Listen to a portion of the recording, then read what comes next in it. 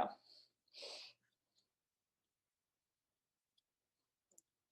Okay. Watched the news back in the summer of 2016, you probably remember stories like these. A guy who is brash, a guy who is blunt. Americans aren't willing to trust her, don't think she's honest. The news spent a lot of time dissecting the candidates' personalities. He's very forward, and he's a little bit vicious. Analyzing their poll numbers. Closing the gap in states that matter most. And psychoanalyzing their supporters. These stories are part of a long tradition of political journalism, where the goal is to make you feel like an insider. Someone with all the information on who's up, who's down, and which states with which groups. And this kind of coverage basically treats an election like a big event. Sanders, Warren, Buttigieg. A competition, a show. And it's designed to make you feel smart as someone watching the election. Donald Trump doing very well across the middle. Kind of like how knowing all the stats about a sports team makes you feel really smart when you're watching the game. Donald Trump in July, $80 million, by far his best month to date, though that fell short of Clinton's $90 million. Sometimes we make videos like that here at Vox. But there's also another way that journalists can cover an election. Not as a show, but as a choice between plans, priorities, and visions for what the country should do next. This kind of coverage is designed to make you a smarter voter. Or if you don't live in the US, to at least help you understand what this giant election is actually about. That is what we want to make videos about between now and election day. Not about what's going to happen in the election, but about what might change after it. To explain that, we want your help. At the link below, there's one question we want you to answer. What do you think the candidates should be talking about? That's it. It could be a specific question like, should we break up the big tech companies? Or why aren't more drugs legal? Why do American companies give so little parental leave? Should we have more nuclear energy? Or it could be a topic that's just been on your mind lately. Like, what's the deal with the cost of college? Or what's going to happen with college? Or transportation? Or food security? Or paying for childcare? Or student loans? Whatever it is, tell us at the link below. Or at vox.com/election videos. What do you think the candidates should be talking about? What's happening in your life that you wish they would pay attention to? Your ideas will become the list of things that we explain between now and election day. Then starting in September, we'll put out one video every week. Each video will come from something you asked us for. And if your question or suggestion inspired us, we'll shout you out in that video. This year and this election are not turning out how we thought they would. The way we explain elections shouldn't stay the same either. But first, we need your help. So thanks for watching, and thanks for sticking with us. Okay, so that was the video that we put out for our subscribers. There are 9.3 million of them. There were a little less than 9 when we put this out.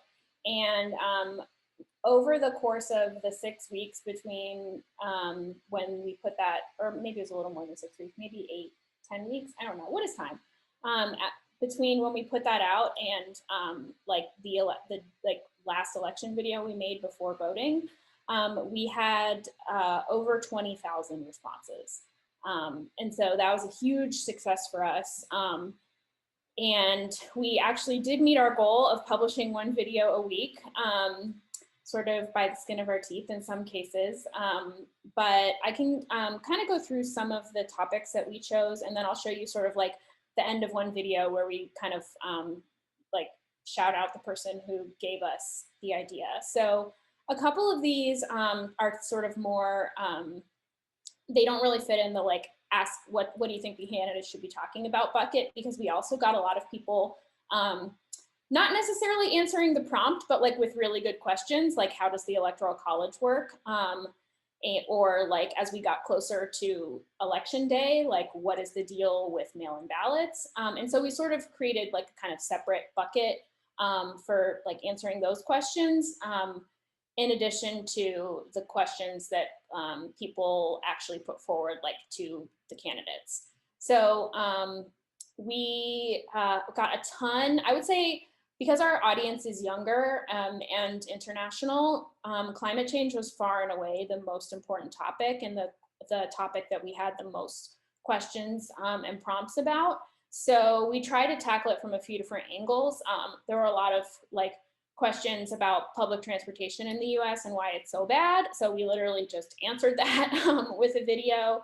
Our kind of first video was this explainer how America can leave fossil fuels behind. And it's basically about electrification of the grid, because a lot of people asked like, you know, what exactly can we do, and like what decisions can a president make that could potentially bring us like away from fossil fuels. And so we looked we took a big topic, which is something that we do a lot on our video team, is take like a big topic that has a lot of interest and try to like narrow it down to like one sort of little thread within that big topic, but always explaining along the way to our viewers like how this thread leads to that bigger thing.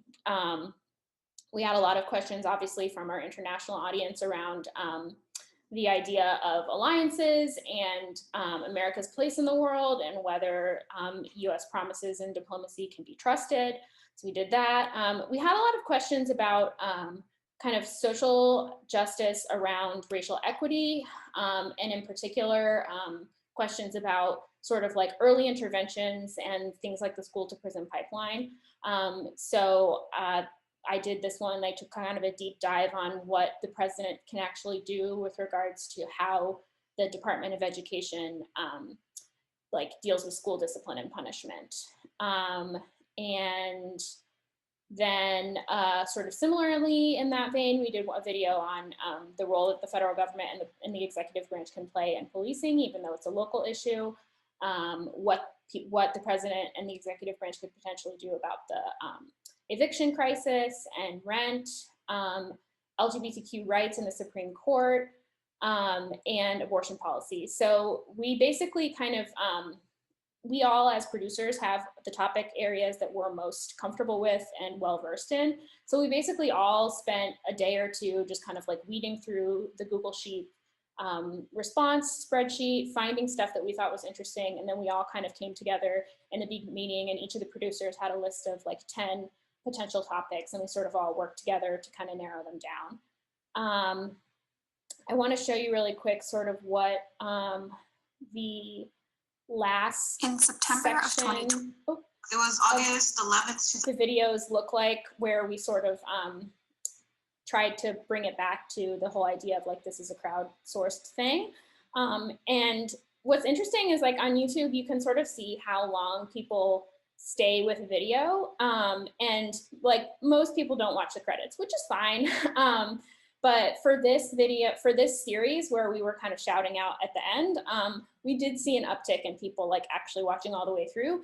And in terms of like qualitative data, the comment section was full of people like saying like, wow, they actually shouted out such and such or whatever.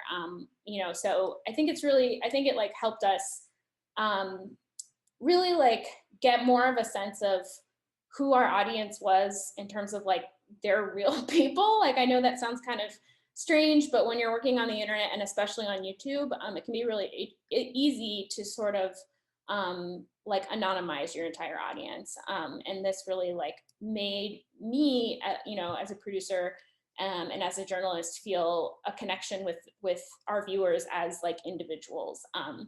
And it really like gave me a lot of hope for like young people. I mean, our audience is young, mostly between the ages of 18 and 26. And their questions were incredible. Like, I mean, like I said, sometimes working on YouTube, it can be easy to sort of like dismiss the audience, especially like if you get a lot of mean comments, like if you're a woman on camera, it can be easy to just sort of like want to disengage from all of that. But I would say on a personal level, like this project for me gave me just like a shot in the arm of like excitement and adrenaline and like hope with regards to our audience. So I'll play, this is one of our producers, Maddie, kind of doing the kind of shout out at the end. For their unconstitutional actions. But local governments are primarily what fund the police and control how they police. So when it comes to police reform in general, you have to start looking at people running further down the ballot. We're gonna get it. Sorry. Be unstoppable with a master's degree. There we go. Thanks for watching this episode in our 2020 series. We did a call out asking you for what you think the candidates should be talking about, and this was one of your top responses. Joshua asked, how do they plan to have actual change in the way the country is policed?